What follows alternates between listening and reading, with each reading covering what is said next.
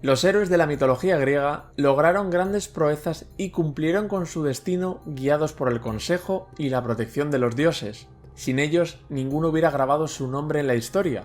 Lo que los héroes desconocían era que incluso los inmortales estaban atados a un plan superior, a la voluntad de la Madre Tierra, Gea. Ella fue la precursora de todos los cambios de reino en el cielo, la mejor aliada y la más terrible enemiga. ¿Cuáles fueron sus motivaciones y cómo estuvo a punto de destruir su obra es lo que veremos a continuación. Gea fue la primera en nacer del caos junto al Tártaro y la primera en crear vida de entre sus hermanos. Ella formó el mundo tal y como lo conocemos, alumbró primero al cielo, Urano, con sus mismas proporciones para que la contuviera y después dio a luz a las montañas, los Óreos y al mar, Ponto. Gea quería construir un lugar seguro para los dioses, y una vez logrado, se unió a Urano para liderar a la primera generación de dioses no primordiales. Este matrimonio entre el cielo y la tierra es un hecho repetido en la mitología. La lluvia caída del cielo sobre la tierra la hace fertilizar para crear vida. De esta vida inicial nacerían los 12 titanes, los 3 cíclopes y los 3 hecatónquiros. Urano se irritó al observar el excepcional poder y estatura de los cíclopes y hecatónquiros, pues temía poner en peligro su reinado. Así, obligó a Gea a guardarlos en su interior, según Hesíodo, o los arrojó al Tártaro, según Apolodoro, para mantenerlos ocultos. Pero Gea no estaba dispuesta a tolerar la actitud de Urano y actuó. En este punto tenemos dos posibles reacciones de Gea. La primera, de Hesíodo, nos cuenta cómo Gea sintió un gran pesar cuando convocó a Crono y al resto de titanes para contarles su plan de acabar con la voluntad de Urano. Para ello, entregó a Crono una hoz de hojas dentadas que ella misma había fabricado de su interior. En la segunda, Apolodoro no habla de ningún remordimiento por parte de Gea, y es la indignación por el encierro de sus hijos la que le lleva a convencer a los titanes y entregar la hoz a Crono. El resultado fue idéntico, Urano acabó castrado y con él también su reinado.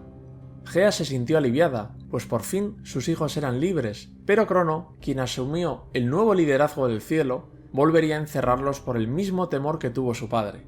En ese momento es revelada por Gea y por Urano la famosa profecía de sucesión a Crono. Su destino era sucumbir, al igual que su padre, a manos de su propio hijo.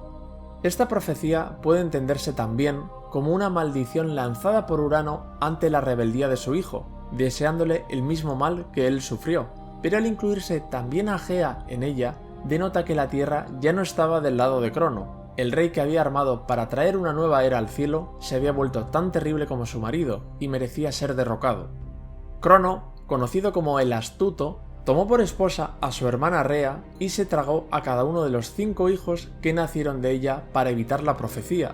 Cuando Rea se encontraba embarazada de Zeus, tomó la decisión de salvarlo y su madre Gea reaccionó de 2 posibles maneras.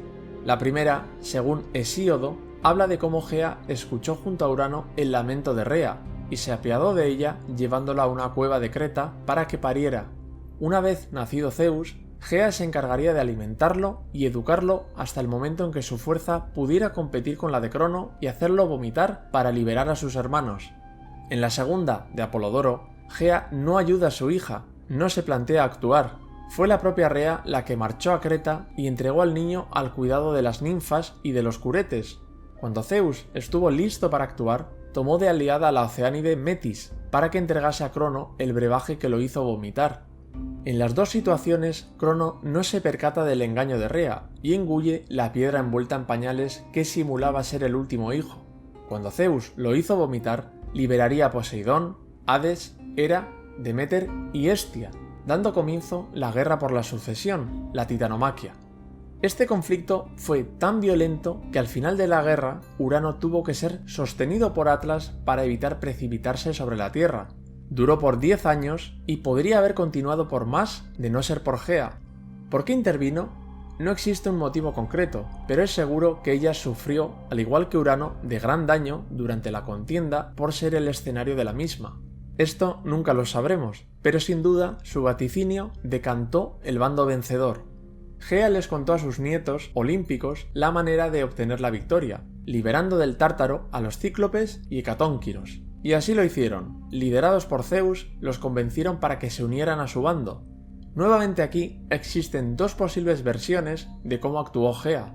En la primera, de Hesíodo, Gea había escondido hasta ese día al trueno, el llameante rayo y el relámpago, del alcance de cualquier dios, y permitió que los cíclopes las forjaran en gratitud a Zeus, armándolo, gracias a Gea, con las armas más poderosas del mundo. En la segunda versión, de Apolodoro, no se menciona que Gea hubiera esperado a Zeus para otorgarle estas armas. Fueron los propios cíclopes los que las forjaron y además armaron también a Poseidón con el tridente y a Hades con el casco de invisibilidad. En este punto nos damos cuenta cómo los dos autores nos entregan una visión bien distinta de Gea, que volverá a repetirse y que analizaremos al final del vídeo. Una vez Zeus y sus hermanos cumplieron con el vaticinio de Gea, lograron expulsar al Tártaro, a los titanes que conformaban el bando enemigo y terminar con la guerra. Aparentemente, los dioses estaban a salvo, pero llegó un nuevo enemigo, Tifón. Según Hesíodo, Gea se uniría al Tártaro en este momento para engendrar a Tifón, su hijo más joven y terrible. ¿Por qué Gea amenazó la estabilidad del mundo después de haber ayudado a los olímpicos? El texto nos dice que fue obra del poder de Afrodita, sin embargo, desconocemos los motivos. Apolodoro, en cambio, sitúa a Tifón en una época posterior, como la respuesta de Gea a la derrota de otros de sus hijos, los gigantes. Aquí Gea es consciente del peligroso monstruo que engendra con el Tártaro, todo para castigar a los olímpicos. Una vez Zeus derrotó a Tifón, se instauraría una nueva era en el cielo, la era de los olímpicos. Según Hesíodo, Gea proclamaría a Zeus como soberano absoluto sin discusión posible. Apolodoro, en cambio, cuenta cómo el reparto del mundo fue echado a suertes, y fue el destino el que colocó a Zeus como rey del cielo, a Poseidón como rey de los mares y a Hades como rey del inframundo. Un dato clave en este punto es que ningún dios tendría mayor autoridad que otro en el Olimpo y en la tierra, es decir, que Homero cuenta cómo Gea no cedió su voluntad e independencia durante el reparto del mundo, se mantuvo ajena a cualquier mandato. Poco después de alzarse como rey, Zeus tomó como esposa a Metis, pero una vez quedó embarazada, Hesíodo dice que Gea y Urano advirtieron a Zeus que Metis daría a luz a dos poderosos bebés. El primero, una niña de ojos verdes de idéntica fuerza a su padre y de gran prudencia, y el segundo, un niño de soberbio poder que se convertiría en rey de dioses y hombres. Esta advertencia se produce ya que Gea quería que Zeus conservase su reinado y acabar con la inestabilidad en el mundo. Apolodoro, en cambio, a pesar de que cita esta profecía, no asocia a Gea la advertencia. El tiempo pasaría y los héroes poblarían el mundo. El cielo gozaría de estabilidad según lo descrito por Hesíodo, pero Apolodoro, en cambio, sitúa aquí el conflicto más peligroso de los olímpicos, aquel que podría haber destruido el mundo, la gigantomaquia. Se dice que Gea, irritada por el encierro de los titanes en el Tártaro, se uniría a Urano para dar a luz a los gigantes, insuperables en fuerza y en altura. Ella los engendró invulnerables a los dioses para que pudieran conquistar el Olimpo. Su única debilidad era el ataque de un mortal. Pero, ¿qué mortal podría lograr semejante tarea? Nada menos que Heracles, el que con sus flechas envenenadas sería capaz de tumbarlos. Gea, sabedora de este hecho, buscó un brebaje para proteger a los gigantes incluso de su enemigo mortal, pero falló. Zeus se adelantó y lo destruyó.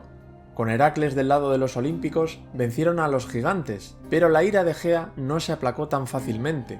Engendraría al terrible Tifón, quien estuvo a punto de lograr su objetivo, pero Zeus, ayudado por Hermes y Pan, logró encerrarlo bajo el volcán Etna y evitar el colapso del mundo. A lo largo del vídeo hemos conocido dos versiones muy distintas de cómo actuaba Gea ante un acontecimiento importante.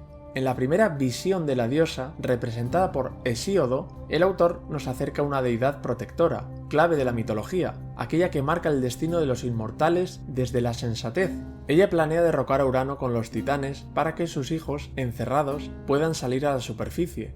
Una vez Crono, su heredero, se comporta como su padre, lo advierte de su destino y ella hace lo posible por cumplirlo, criando a Zeus y después armándolo con las armas más poderosas del mundo.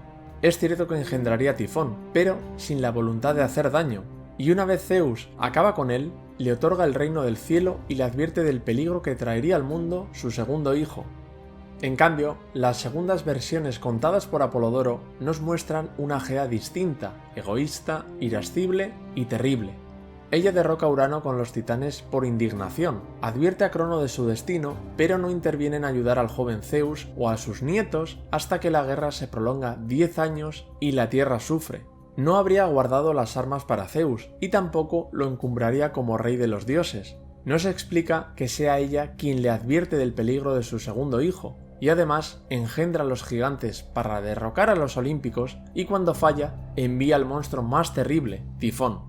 ¿Con cuál debemos quedarnos? Lo correcto es optar por la versión más pura de Hesíodo, con la Gea protectora, aunque reconozco que la gigantomaquia es una parte interesante de la mitología, y si hubiera tenido un trasfondo más profundo en cuanto a censurar la actitud de Zeus como soberano, y no por culpa del encierro de los titanes en el Tártaro, hubiera podido acoplarse perfectamente a la visión protectora de Gea.